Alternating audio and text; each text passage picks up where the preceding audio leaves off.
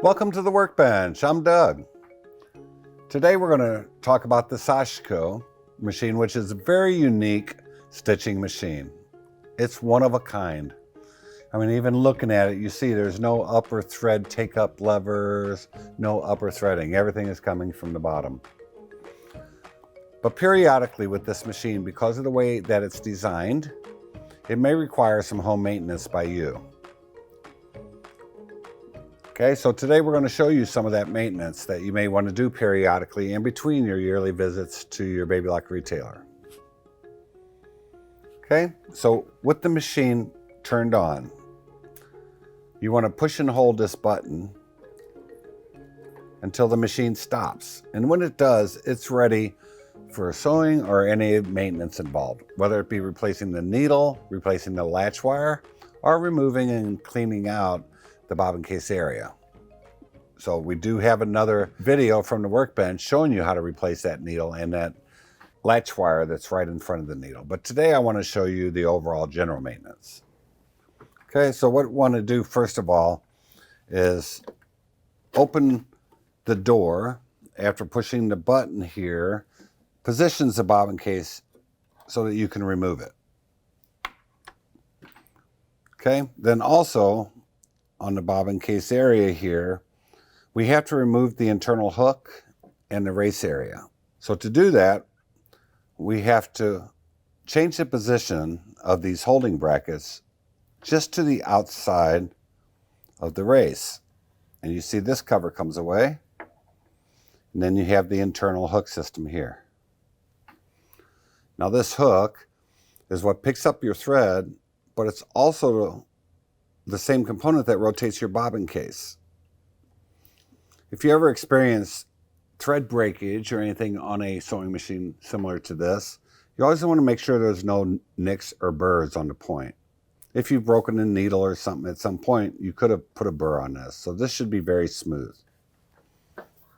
Okay, once that's removed, the next step, let's go ahead and remove the foot just to get it out of our way. Okay, so there's just one screw holding it on, nice thumb screw.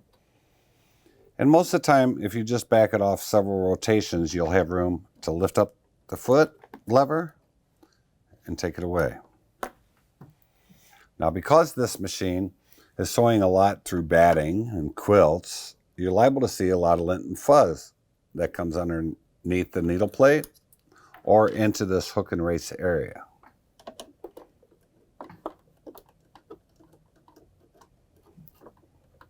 Now once the two screws are removed, then we can lift up the needle plate. And when you do, you're going to see that this needle plate is very unique. It's nothing like any of the other needle plates from the Baby Lock lineup or any other machine that you'll see. You just have one single hole to help support your fabric, and then in the back, it's open to allow that thread to escape. If you saw damage to this whole area, nicks or burrs, then you may want to replace it. That part would be available through your Baby Lock retailer. Okay, now you can see we have a little lint and fuzz buildup here. So in order to clean this area out, like in most of my other videos, I show the use of canned air. Now, canned air is fine to use, providing you use it properly. So one thing you want to understand is that you never want to lean the can when you activate the spray. When you do, you may get that freon mist that we don't want inside of the machine. Also, if you shake it, you may also see some of that spray. So always hold it upright and then direct your airflow through the tube that comes in your air cans. So always give it a couple shots just to make sure there's no freon coming out of it. And then whenever you blow into a machine to clean it, you always want to blow it in a direction to where the lint and fuzz is moved. And you always want to rotate your hand wheel. That way you're going to get in the full circumference of your parts. So let's take care of all this lint and fuzz.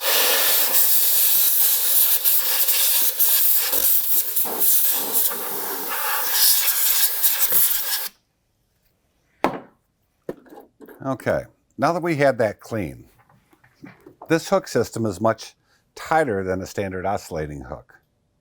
Any lint and fuzz that develops inside this race area could restrict the thread from traveling properly. So what you want to do is just get a piece of fabric and place a couple drops of oil onto that fabric. After you blow and clean this out, double check to make sure that there's no lint and fuzz into this groove area here.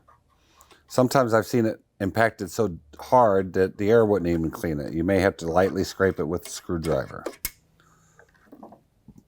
Once that race unit has been blown out and clean, then take that oil that you've put on your fabric and wipe in that channel area. Sometimes I even like to use my screwdriver to make sure I get into that track. Okay, now you also have the hook driver is what they call it, that little black arm that moves your hook left and right. So in this position, you can't clean the right side of the basket. So therefore you have to rotate the hand wheel to move it to the other side and then clean the right side of that basket. Okay, you don't want to pour a bunch of oil into this hook system. If you ever oil a sewing machine, when you start to sew, all that oil is just going to be absorbed through the thread and get onto your fabric. Okay, so that's why I just like to wipe that from the inside. Okay, now whenever you go to reinstall this back together, we have to close the door again, and we have to push and rotate so that it's in that perfect loading position. Okay, after that, we would take the hook. To reinstall it, we want to make sure that we position the tip upright because it has to fit to the left side of this holder. Okay, and once we get that into place, then we can take the race, make sure that it's wiped clean, and then we'll put the race cover back in so that the dimples are facing towards the outside for these locking tabs. Okay, and then once we position this guy back into place, we just gently move these tabs over. You'll hear and feel a little lock as they go into place. Now another thing always to check is going to be your bobbin case as well. So remove the bobbin. Make sure there's no lint and fuzz impacted within the internal portion of that bobbin case. If you look closely, you're going to see a little black spring in place. The purpose of that is to hold a little bit of light pressure against that bobbin. That way, if you abruptly stop, this bobbin doesn't continue spinning and giving you backlash. If for some reason you saw this out of position or you were cleaning with the brush, that's why I myself am always going to prefer to use a little shot of the canned air. Sometimes if you go in with the brush to try to clean, you could knock the backlash spring out of position here. If you do that, it's going to put much more pressure on your bobbin thread and make it too tight. Okay, so make sure that that's cleaned. When you install the bobbin back into place, you always want to make sure that when you pull on the thread, the bobbin is turning clockwise. And then you lock the thread down into your tension plate. Now when you pull on that, if you don't feel tension, in a rare case, you may find lint and fuzz or a piece of thread lodged under here. So sometimes you may have to loosen that screw a little bit to clean it, if possible. Okay, now once you feed it through this spring plate, it's helpful to give your threads a little bit of a twist so you got a nice stiff tip. That eliminates the need of you reaching for scissors. Okay, and then you're going to position it from the bobbin side through the rabbit ears or through the holes. They kind of look like rabbit ears, right? Okay, and then you want to pull an extended amount of about 8 to 10 inches. Okay, now just to ensure that it's set properly again, because you rotated your hand wheel to clean it, yeah, and to oil it. So just push this button to make sure you're in that perfect stopping position. And then put the rabbit ears down into the bottom. Now on the opposite side of this, you're also going to see some fuzz. The purpose of this is to hold the thread into the needle when the needle rises. If this becomes damaged or matted down, you could always have your technician replace this fuzz only. It's not necessary to replace the whole bobbin case. Now, when you remove the bobbin case, you pulled on this lever. And I've seen sometimes where customers think that they have to pull this out to install it. But sometimes when they do that, they may not put it in the position all the way. And then they start to sew, and the needle could break or the bobbin case can fall out. So when you're installing a bobbin case like this, it's best to leave this closed. Position it onto the shaft and rotate the rabbit ears so it's lined up with those holes, and then all you have to do is push and snap. When you hear that little click, that distinct closure, then you know it's ready to go. So once the bobbin case is installed, we can go ahead and reinstall our needle plate and lock down our 2 screws. So you can use the screwdriver that comes with the machine.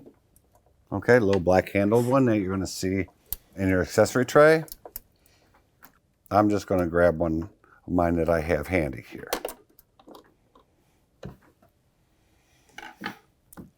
Okay, and then once you lock the needle plate, we can go ahead and reinstall the presser foot. And remember, we had this loose, but it was best to reinstall it with putting a little upward pressure on the lever. Okay, and then I like to lower the presser foot to hold it up against that screw. Okay, and then also we want to lift it up to make sure that it's going all the way against that screw. If the foot were down a little bit when you tighten the screw, then it may be too low for some of your heavier fabrics, right? Okay, and then proceed to the stitching. What you want to do is rotate your hand wheel, and the first time you rotate it, nothing's going to happen. But the next time the needle comes down, now it's going to pick up that thread that was going through those rabbit ears. And you see how now the upper thread take-up lever is kind of holding that in place. So once that occurs, you want to raise the press foot and swoop the thread out from the bottom side.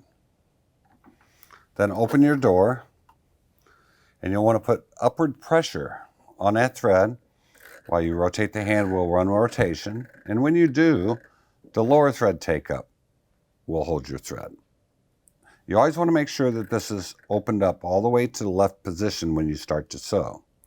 So with a little pressure on the thread, close your door and then pull back a little bit to keep tension on it as you lock it into the cutting blade. This machine is only designed for the thread to be pulled towards the back. If there's any forward motion, it would entangle. We've had some questions about this. Can I put this on a quilting frame? No. Because if you do, it's just going to entangle because you're going to be going in different directions, yeah? Okay, so when you want to start, you just lower the presser foot and hit your presser. Okay, now this happened to stop in the needle up position. But most of the time when you're sewing, especially if you're going to be rotating corners, you want it stopping down. So to change your needle position from up and down, all you have to do is tap this button. And now, every time you stop, the needle will stop in the down position. Okay, as you see here. Now, another thing to understand about this machine is that it has a hopping foot. So when the needle's down, your presser foot is up a little bit. And this enables you to rotate your fabric. But you only want to change direction of sewing or the direction of your angle when the needle's down and its light is green. Okay, like you see here. You know, I can rotate and proceed. Now, if I happen to stop with needle down and this light is orange instead of green, you're going to see that you have some loose thread up here on top that's getting ready to get caught by our hook on the bottom side. So if you try to change your direction of sewing too much here, it could distort this loop, which then maybe could jam your machine. So if you see that, another beauty about the foot is that if you tap it, it'll rotate just one position. Then you can rotate and resume. Now you can also alter your stitch length with these levers. So I kind of had it set in the middle position. I'm going to go all the way down. Okay, my light is green, so I can rotate and pivot, resume. My light is still green, rotate, pivot, and just go.